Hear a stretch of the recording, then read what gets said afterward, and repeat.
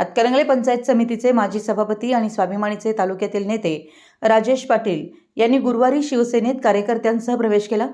उपमुख्यमंत्री एकनाथ शिंदे यांनी राजेश पाटील यांच्या गळ्यात शिवसेनेचा भगवा स्कार्फ घालून स्वागत केलं।